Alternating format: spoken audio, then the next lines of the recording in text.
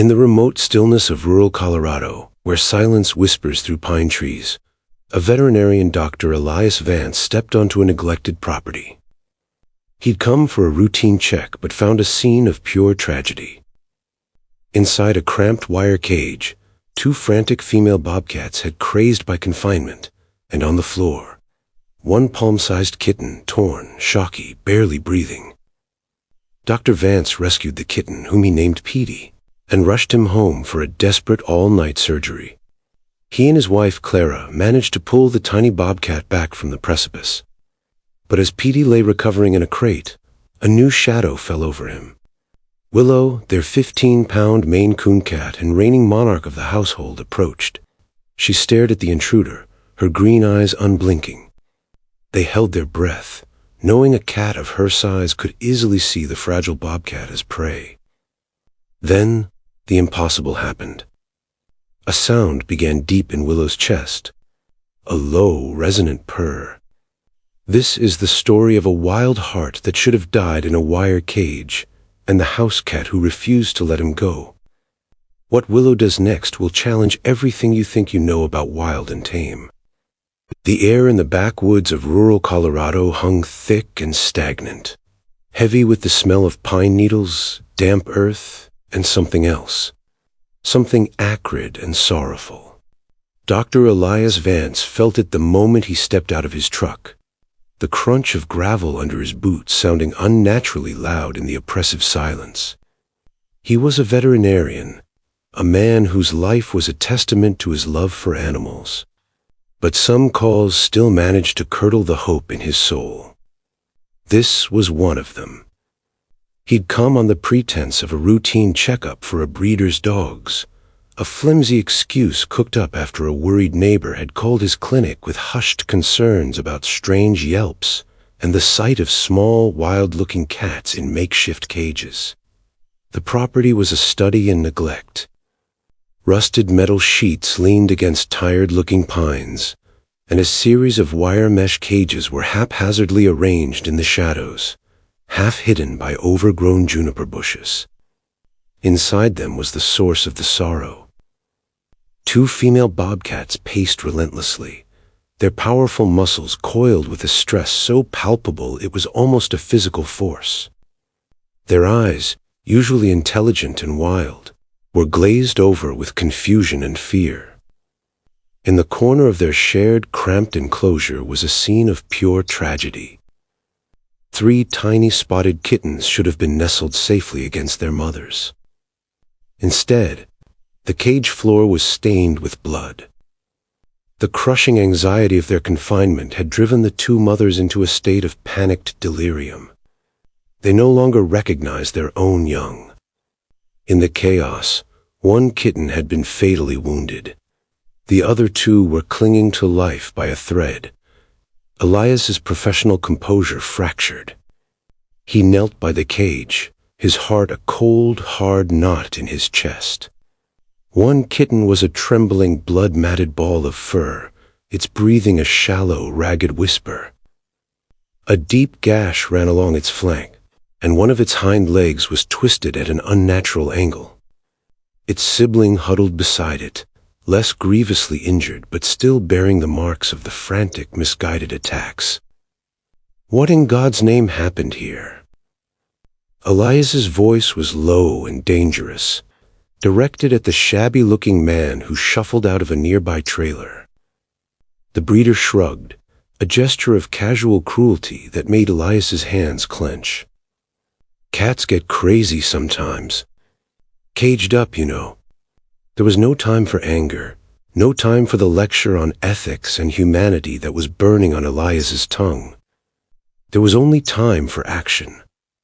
He looked at the smaller, more severely injured kitten. Its eyes, barely open, were the color of mossy stones, clouded with pain, but holding a flicker of something. A desperate plea. "I'm taking this one," Elias stated, his voice leaving no room for argument. "He won't survive the hour without immediate medical intervention. Consider it a surrender." Or I can call the sheriff in Colorado Parks and Wildlife right now. Your choice." The man, seeing the steel in the veterinarian's eyes, simply grunted and unlocked the cage. Elias gently scooped up the tiny, broken body, wrapping it in the emergency blanket he kept in his truck. The kitten, who he would later name Petey, let out a cry so faint it sounded like tearing silk. It was a sound of absolute agony and surrender. As Elias drove away, leaving the squalor and misery behind, he held the warm bundle on the passenger seat, one hand resting on its trembling side, whispering promises he wasn't sure he could keep. "Hang on, little guy," he murmured, his truck eating up the miles of dirt road. "Just hang on." Clara Vance was trimming roses in her garden when Elias's truck came speeding up the long gravel driveway, far faster than his usual placid pace. She set down her shears, wiping a smudge of dirt from her cheek as she watched him get out. The look on his face told her everything. In their 30 years of marriage, she had seen that look 100 times, a grim mask of determination hiding a deep well of empathy. It was the look he wore when the odds were long and a life was on the line. He opened the passenger door and emerged with a small blanket-wrapped bundle. "Clara," he said, his voice strained, "we've got a critical patient." She didn't ask questions. She simply held the door open to their home, which doubled as a small, well-equipped clinic for emergencies. On the sterile steel table, under the bright surgical lights, the full extent of Petty's suffering was laid bare. He was terrifyingly small, weighing barely a pound. His fur was caked with filth and blood, and the gash on his side was deeper than Elias had first thought. His tiny leg was shattered. For the next several hours, the world shrank to the size of that small, broken body. Elias worked with the focused precision of a surgeon, his large hands surprisingly deft as he cleaned the wounds, stitched the delicate skin, and set the minuscule bones of the leg in a makeshift splint crafted from a tongue depressor and surgical tape. Clara was his silent, efficient partner, preparing saline drips, warming blankets in the dryer, and mixing a high-calorie kitten formula that they would have to administer drop by drop. Patty was unresponsive, a limp weight in their hands. His life was a flickering candle flame, and the slightest breeze of infection or shock could extinguish it. They worked through the evening and into the dead of night. The only sounds were the soft clink of metal instruments, the hum of the incubator they placed him in, and their own low, encouraging whispers. "Come on, little fighter," Clara would say, stroking his head with a single finger. "You're safe now. You can rest." By dawn, they were exhausted, but Petey's breathing had steadied. He had taken a few drops of formula from a syringe, a monumental victory. They had pulled him back from the precipice, but the journey ahead was still a treacherous one. They made a bed for him in a large dog crate in their living room, surrounding him with warm water bottles and soft fleece. He was still just a fragile whisper of a creature, lost in a world of pain. It was then, as the first rays of morning sun streamed through the window, that another member of the family made her presence known. Willow, their Maine coon cat, was less a pet and more a reigning monarch. Weighing a solid 15 pounds with a magnificent plume of a tail and a ruff of fur like a lion's mane, she moved with a deliberate, majestic grace. She was the queen of the Vance household, and nothing happened without her silent, discerning approval. She leaped onto the armchair overlooking the crate, her tufted ears perked, and her wide, intelligent green eyes fixed on the new arrival. She sat perfectly still, observing for the better part of an hour. Elias and Clara watched her, holding their breath. A cat of her size and temperament could easily see the kitten as a threat, or worse, as prey. Finally, with a soft thud, Willow landed silently on the floor. She approached the crate, her movements fluid and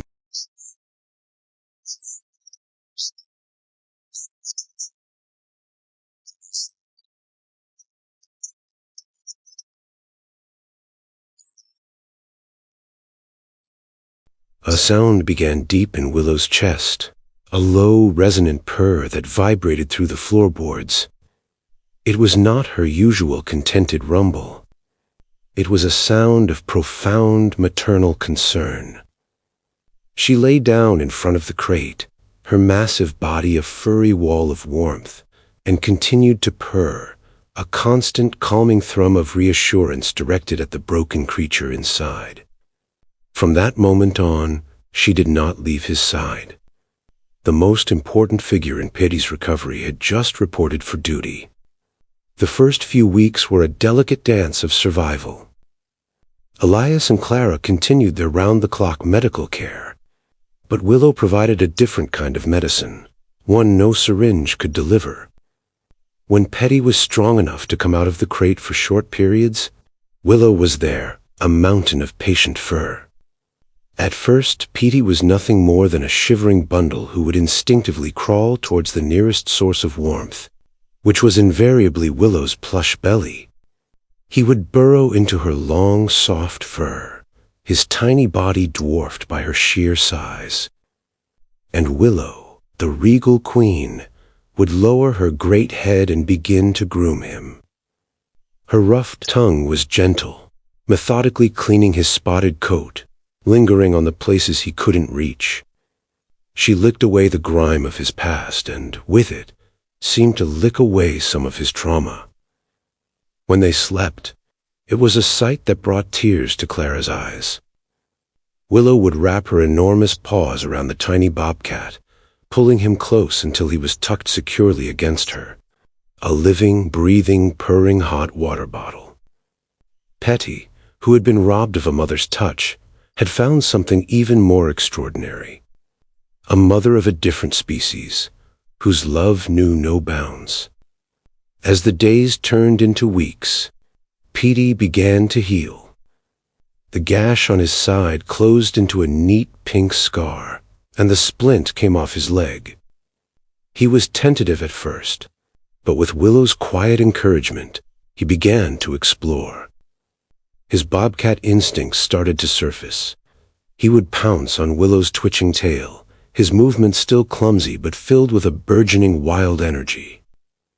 This was where Willow's second, and perhaps most crucial lesson began. Petey was not a domestic kitten. His paws held needle-sharp claws, and his jaws, even as a baby, were surprisingly strong. During one of their early play sessions, he got overexcited and batted at Willow's face, his claws extended. Willow didn't retaliate. She simply let out a sharp, guttural yowl, a sound of maternal admonishment. Petey froze, his ears flattened against his head. Willow stared at him, her green eyes unblinking. Then she slowly extended a paw and gently tapped him on the nose, her own formidable claws safely sheathed. The message was clear. That is not how we play. Control yourself. It was a lesson she repeated patiently, day after day. A growl from Petey that was too fierce would be met with a low hiss from Willow, prompting him to soften it into a questioning chirp. A bite that was too hard would earn him a gentle but firm pin to the floor until he relaxed. She was teaching him the subtle art of feline etiquette, curbing his wild instincts just enough to allow him to coexist in their world. He learned to soften his pounces, to sheathe his deadly claws, to turn a predator's snarl into a playful whimper. He was a bobcat being raised by a Maine Coon, and the result was a creature of beautiful, baffling contradictions. Petey grew at an astonishing rate. Soon he was no longer the tiny waif who could fit in Elias's cupped hands. His muscles began to ripple under his spotted coat. His legs grew long and powerful, and the characteristic tufts of fur appeared on his ears. He was half Willow's size, then 3/4, then nearly her equal. Their play sessions became more rambunctious, a whirlwind of spotted and tabby fur tumbling across the living room rug. But through it all, Willow remained the gentle matriarch, and Petty, the devoted son. He would still curl up against her to sleep, his head tucked under her chin, their breathing synchronized. Elias and Clara watched the bond with a mixture of awe and a growing sense of unease. They had saved his life, but Willow had saved his spirit. They loved him fiercely, but they knew, with a bittersweet certainty, that their home couldn't be his forever. A bobcat, no matter how lovingly raised, was still a wild animal. One Tuesday evening, Clara was curled on the sofa, half watching the local news while she stitched a patch onto Elias's work jeans. Petey was dozing at her feet, his body twitching in a dream chase, while Willow watched over him from her perch on the mantelpiece. The news anchor was reporting on a recent animal cruelty bust. Authorities from Colorado Parks and Wildlife and the local sheriff's department raided an illegal breeding operation in the foothills. Clara's hands stilled. On the screen was footage of the property where Elias had found Petty. The same rusted cages, the same dilapidated trailer. The news report detailed how the breeder had been arrested and a number of exotic animals, including 2 adult bobcats and a single bobcat kitten, had been seized. "Elias, come quick!" she called out. Elias came in from the kitchen, wiping his hands on a dish towel. He watched the screen, his expression hardening as he recognized the place. The report mentioned the surviving kitten had been taken in by a licensed wildlife sanctuary for treatment and rehabilitation. Clara looked from the television to the sleeping bobcat at her feet. "Elias, a single kitten. Do you think?" The thought hung in the air between them, heavy with implication. "It's possible," Elias said softly. "The timing fits. The location fits." A storm of conflicting emotions washed over Clara. The fierce, protective love she felt for Petey battled with a sudden, hopeful thought. Maybe Petey still has a family. The love of a veterinarian for an animal is a complex thing. It isn't just about possession or affection. It's about advocating for the creature's ultimate well-being, for what is right according to the laws of nature, not the desires of the human heart. That night, after Petty and Willow had been tucked in, they talked for hours. They had a duty to investigate. The next day, Elias made some calls. His reputation in the veterinary community gave him access to the right people. He spoke with a contact at CPW, who then put him in touch with the director of the sanctuary, a woman named Dr. Anya Sharma. He explained the story, how he had rescued a near-dead kitten from that very property just days before the raid. There was a pause on the other end of the line. "Dr. Vance," Anya said finally, her voice filled with a stunned sort of excitement. "We've been treating the kitten we rescued. He was malnourished and had some nasty infections, but he pulled through. We named him Jasper. We thought he was the sole survivor. This is incredible." The confirmation settled in Elias and Clara's hearts with both joy and a profound sense of gravity. Patty's brother was alive. His only kin in the entire world was just a 2-hour drive away. They knew, with a certainty that was both painful and pure, what they had to do next. The following Sunday was bright and sunny, a perfect autumn day. The car ride to the sanctuary was quiet. Petey, unaccustomed to travel, sat in a large carrier in the back, letting out occasional confused chirps. Willow, in a rare exception to her homebody nature, had insisted on coming. She sat on Clara's lap in the front passenger seat, her posture regal, her eyes fixed on the passing scenery as if she understood the importance of the mission. The High Peaks Wildlife Sanctuary was everything the breeder's farm was not. It was a sprawling expanse of rolling hills and aspen groves, dotted with enormous naturalistic enclosures that blended seamlessly into the landscape. Dr. Sharma met them at the entrance, her smile warm and her eyes kind. "We're so glad you came," she said, leading them towards a secluded rehabilitation area. "Jasper is doing well. He's shy, but his health has improved immensely." They decided to introduce the brothers slowly. Jasper was in a large, fenced enclosure filled with logs, rocks, and native grasses. He was slightly smaller than Petey, his coat a shade darker, but the resemblance was unmistakable. He watched them from the cover of a small cave, his eyes wide and wary. Elias opened the door to Patty's carrier. Patty stepped out, his body low to the ground, sniffing the air.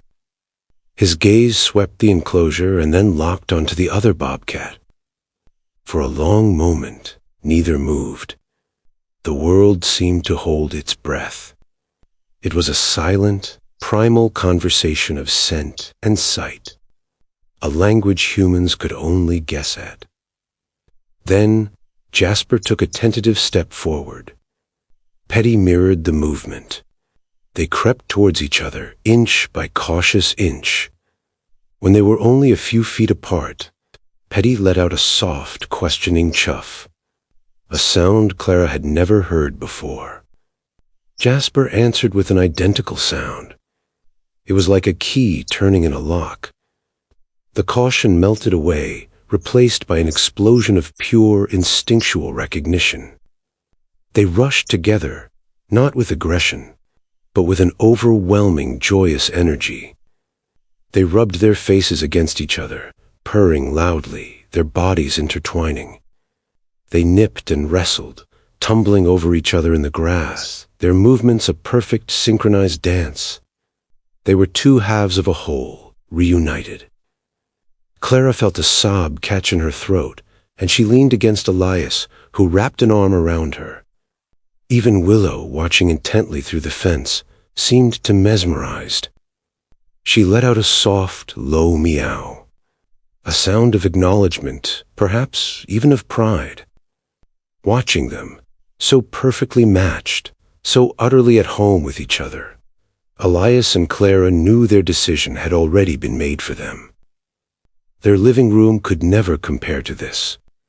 Their love, as deep as it was, could not replace the companionship of his own kind. They spent an hour talking with Dr. Sharma, finalizing the details. The sanctuary would be thrilled to take Petey.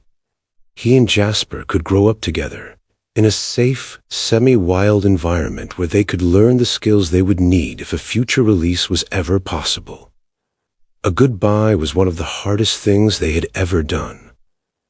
Clara knelt down, pressing her face into Patey's fur, memorizing the feel and smell of him. "Be good, my sweet boy," she whispered. Elias scratched him behind his tufted ears one last time. "You've got your brother now," he said, his voice thick with emotion. "Look after each other."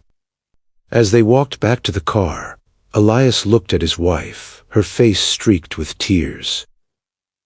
"I bet Willow misses him already," he said softly. "And you do too, don't you, Clara?" She nodded, unable to speak. The pain of letting him go was sharp and real, but underneath it was a deep, resonant peace. It was the right thing to do. It was the ultimate act of love. Their lives settled into a new routine.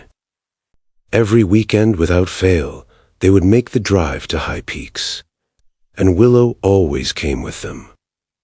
She would sit by the fence of the massive bobcat enclosure, her tail wrapped neatly around her paws, and watch. She watched as Petey and Jasper, now sleek and powerful young adults, stalked imaginary prey through the tall grass. She watched as they chased each other up climbing structures, their movements impossibly swift and graceful. She watched as they lay basking in the sun together, grooming each other with the same tenderness she had once shown a tiny, broken kitten. And every time, as they stood there watching Petey live the life he was born to live, wild, free, and beside his only family, a quiet, profound happiness would settle over them. Willow would look up at Clara, her wide green eyes seeming to hold all the wisdom in the world, and let out that deep, rumbling purr. It was a purr not of possession, but of a job well done. A mother's work was complete. Her boy was finally home.